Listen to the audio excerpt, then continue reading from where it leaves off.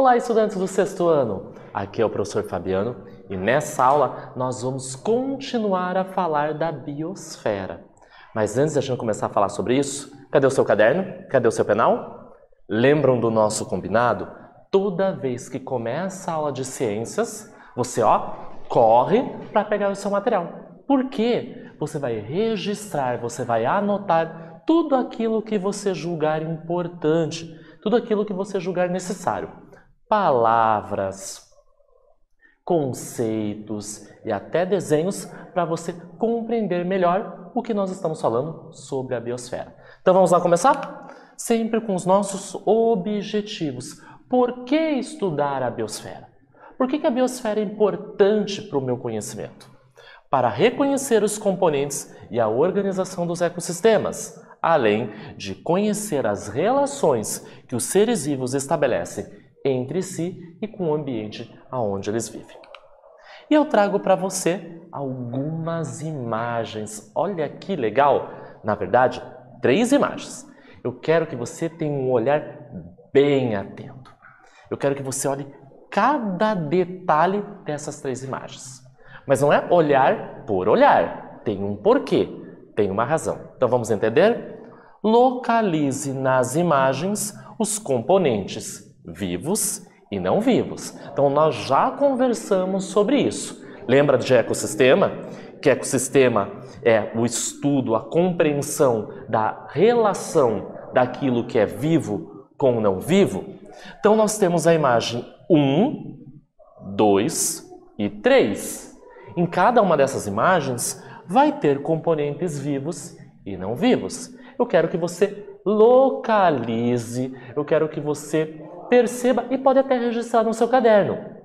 Imagem 1, anotar tudo que é vivo, anotar tudo que não é vivo. A mesma coisa para a imagem 2 e a mesma coisa para a imagem 3. Eu vou dar um tempinho para você e eu já retorno.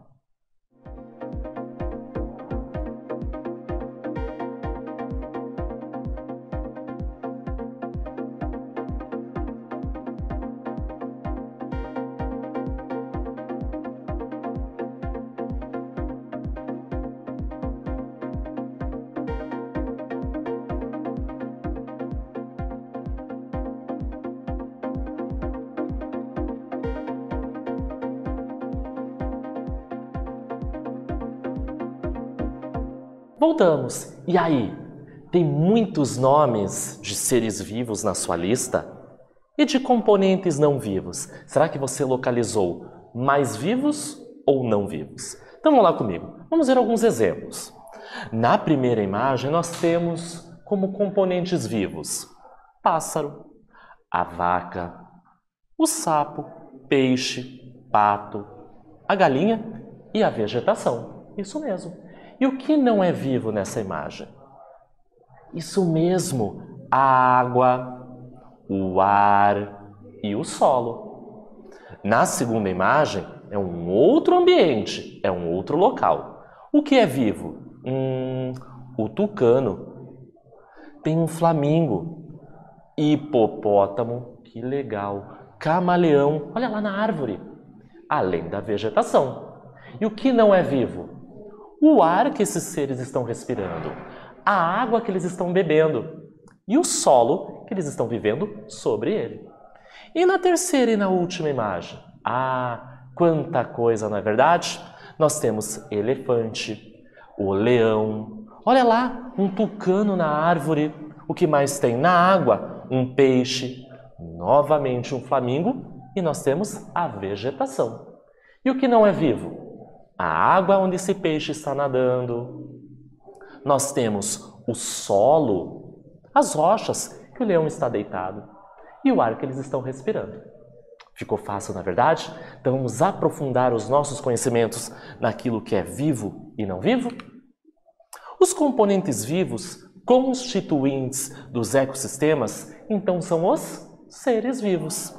E os componentes não vivos, na sua grande maioria, são as rochas, a água, o ar e a luz proveniente do sol. Vamos dar uma olhada nessa imagem?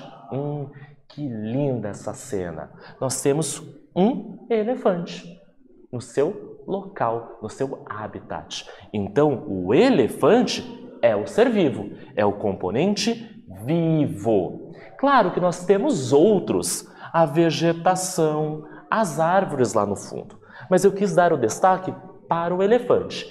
E o que não é vivo nesse local onde ele se encontra? O ar que ele está respirando é um componente não vivo. A água que está aqui, o solo que também está nessa imagem. Esse ser vivo interage com o componente não vivo. Então, nós temos um ecossistema. Então, os fatores bióticos são todos os elementos vivos de um ambiente. Olha que legal, olha como é importante a gente estudar. Agora, a gente não vai falar só componente vivo. A partir de agora, nós vamos falar fatores bióticos. Bio é vida. Toda vez que eu falo fator biótico, é a mesma coisa que componente vivo. Então, esses elementos vivos de um determinado ambiente, ou seja, todos os seres vivos, tanto os aquáticos quanto terrestres. Então, para representar esse fator biótico, nós temos ali a vegetação. Falou de fator biótico, são os seres vivos. Já os fatores abióticos. Olha que interessante essa palavra. É quase igual ao anterior. Só tem um prefixo, o A na frente. Se bio é vida, A é não. Não vida. Fatores não vida são os fatores não vivos. Isso mesmo. Então, os fatores abióticos são todos os elementos não vivos de um ambiente. Exemplos, Fabiano. Eu quero saber o que não é vivo num determinado local. A luz, a umidade, a pressão, os nutrientes, o ar, a água e a temperatura. Para ilustrar um fator abiótico, nós temos a água, que pode ser doce ou salgada. Nós vamos para mais uma observação de imagens. Olha que legal. Agora eu dificultei um pouquinho. Nós tínhamos lá no início 3 imagens para você localizar o que era componente vivo e o que era componente não vivo. A partir de agora, você já sabe que componente vivo é o fator biótico e o componente não vivo é o fator abiótico. Eu apresento para você 10 imagens e nessas 10 eu tenho fatores bióticos e abióticos. Eu quero que você localize. Se você quiser, você pode fazer o registro no seu caderno. Eu vou dar um tempinho para você e eu já retorno.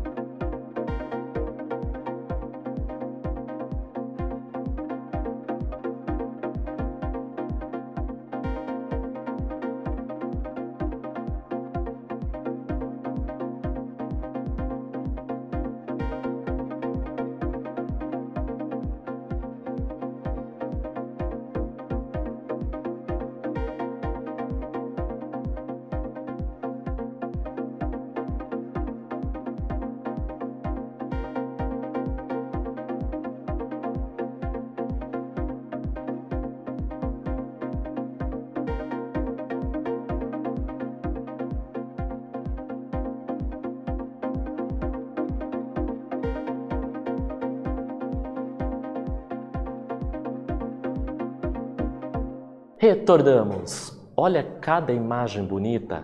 Você gostou de alguma dessas 10? Vamos olhar bem de perto? Então, na primeira imagem, nós temos uma menina. E ela fez até uma careta pra gente. Opa, é uma menina. É um ser vivo. Então, número 1, fator biótico. O número 2, o que está representando? Isso, gotinhas de água. Água, fator abiótico. Na imagem número 3, nós temos uma planta, um vegetal com a sua flor. Fator biótico. Número 4. Você tem medo de sapo, rã e perereca? É um ser vivo, fator biótico. E a número 5, você identificou, você localizou o que é aquilo? Era a mais difícil de todas.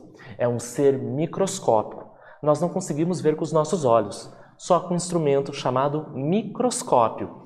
Número 5 são bactérias, seres muito pequenos, que podem ser muito bons para nós, mas também podem causar algumas doenças. Ser vivo, fator biótico. Número 6, olha que linda essa árvore. Opa, é uma árvore, fator biótico. Número 7, olha que lindo esse cachorro. Opa, é um cão, fator biótico. Número 8, o que será que é isso?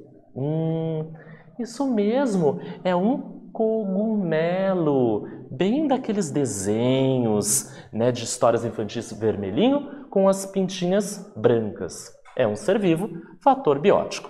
Número 9, nós temos rochas, fator abiótico. E por último, nós temos 2 em 1. Nós temos a luminosidade do Sol e a água de um oceano, luz e água. Nós temos então fatores abióticos. Será que você acertou todos os 10? Espero que sim. Se você acertou, tá de parabéns e você entendeu o conceito dessas duas palavras. E agora a gente vai fazer uma leitura. Que tal? Vamos ler? O título do nosso texto se chama Pequeno Malabarista. E o nosso personagem está ali na tela. Então acompanhem comigo. Parente menos famoso do Bem-te-vi, que pelo canto você deve conhecer. O Galito também tem lá suas habilidades. Faz malabarismos no ar, como um pequeno avião. Não é o máximo? A exibição aérea geralmente ocorre quando ele sai em busca de alimento. Mira suas presas, sejam mariposas, borboletas, libelas, gafanhotos, moscas ou abelhas e, vrum, mergulha no ar para capturá-las numa bicada certeira. Então, olha que interessante, nessa primeira parte do nosso texto, estamos falando de um pássaro. Vamos continuar a nossa leitura? Há diferenças marcantes entre os galitos macho e fêmea. O macho tem a cauda negra em forma de leque e o corpo apresenta um desenho branco em forma de V no dorso e uma faixa peitoral negra incompleta. Esse é o macho. Já a fêmea é parda, com a região da garganta branca e asas e cauda mais escuras. Na época reprodutiva, a cauda do galito macho se torna mais avantajada, favorecendo as curiosas manobras que faz no ar para atrair a fêmea. A cauda chega a formar um ângulo de 90 graus com o corpo e o espetáculo no céu é bonito de se ver. Então, algumas espécies animais fazem um ritual para o acasalamento. É o exemplo do galito. Quando formam um casal, a fêmea assume muitos afazeres. Constrói com um capim seco o ninho em forma de taça, diretamente no solo, escondido em meio às gramíneas altas. Os filhotes saem do ninho após 13 dias de nascidos. Ficam camuflados na vegetação, sendo alimentados e protegidos pela mãe até que consigam realmente voar. O ambiente natural do galito, principalmente o solo, os ninhos são construídos, vêm sendo utilizados para plantações e criação de gado. Mas é preciso que haja um planejamento e fiscalização para essas atividades. Do contrário, com o desaparecimento desse habitat, o galito corre sério risco de extinção. Olha que interessante esse texto que eu trago para você. Se você quer saber um pouquinho mais desse texto, com as informações do galito, pegue o seu celular, aponte para o QR Code que está na sua tela e você vai ser redirecionado para o site da revista Ciência Hoje das Crianças, que conta tudo e mais um pouco sobre esse pássaro super curioso. Fabiano, por que você trouxe essa história desse pássaro, macho e fêmea? Como que é o corpo dele? O ritual entre o macho e a fêmea e os filhotinhos? Tem relação com o que nós vamos estudar a partir de agora. Então, as interações entre os seres vivos acontecem tanto entre indivíduos da mesma espécie, quanto entre seres vivos de espécies diferentes. Então, você reparou que no texto eu falei que o macho, por exemplo, se alimentava durante o voo de alguns outros seres? Mariposas, moscas, abelhas, libélulas, por exemplo. Então, o galito, que é uma espécie, estava interagindo com outras espécies animais. E quando a fêmea vai construir o seu ninho, está interagindo com uma espécie vegetal. Mas quando o macho e a fêmea vão fazer o seu ritual de acasalamento, a interação é entre a mesma espécie. Olha que lindo aqui a imagem do galito macho. Olha como é o seu aspecto. Os locais de um ecossistema em que um ser vivo vive e pode ser encontrado, nós damos o nome de habitat. Nesse local, ele vai se alimentar, vai se reproduzir e vai se abrigar. Então, no texto, disse qual é o habitat do galito. Que esse local está sendo utilizado para o plantio, que está tendo uma outra finalidade. E ele está perdendo o seu habitat e pode estar entrando em extinção. Então aqui nós temos tanto o galito macho quanto fêmea interagindo entre si e o ambiente onde eles vivem. Porque ali eles vão comer, vão se alimentar, vão se reproduzir, cuidar dos filhotes e se abrigar, se proteger de predadores. Então é o seu habitat. E aqui a gente vai fazer a última leitura desse texto, ainda falando do galito. Então, bichos ameaçados. Infelizmente, essa ave ela está em extinção no nosso país. Por isso que está escrito procura-se. O nome científico é o Alectrurus tricolor, por causa da coloração do seu corpo. O nome popular é galito. O tamanho, as fêmeas podem ter de 12 a 13 centímetros de comprimento. Já os machos podem chegar até 19 centímetros. Então, os machos são um pouquinho maiores em relação às fêmeas. O local onde ele é encontrado, o habitat, predominantemente no Cerrado, tendo sido registrado mais recentemente aonde? Distrito Federal e nos estados de Minas Gerais, Goiás e Mato Grosso do Sul. Então, qual é o seu habitat mais propriamente dito? Aonde ele vai se alimentar, se reproduzir e fazer as suas atividades entre si? Nos campos abertos, onde pode se equilibrar em finos ramos, nos cerrados brasileiros. Então, quando eu li cerrado, este aqui é o local onde nós encontramos. Mais especificamente nos campos do cerrado, o seu habitat.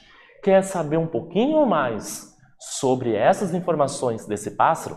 Novamente, você vai pegar o seu celular, apontar para o QR Code que está na tela e muitas outras informações sobre ele você vai ter à disposição. E nós temos uma atividade para trabalharmos juntos. Olha que interessante. No mapa conceitual é preciso colocar o que um ecossistema apresenta.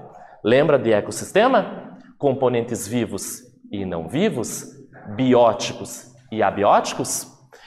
Nós, temos muitos seres vivendo no nosso planeta. Então nós vamos colocar 3 exemplos nessas subdivisões. Então eu trago para você o desenho do mapa conceitual. Então você vai anotar no seu caderno o enunciado e o desenho.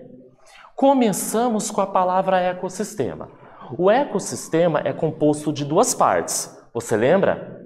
Viva e não viva. Por isso tem uma coluna na esquerda e na direita.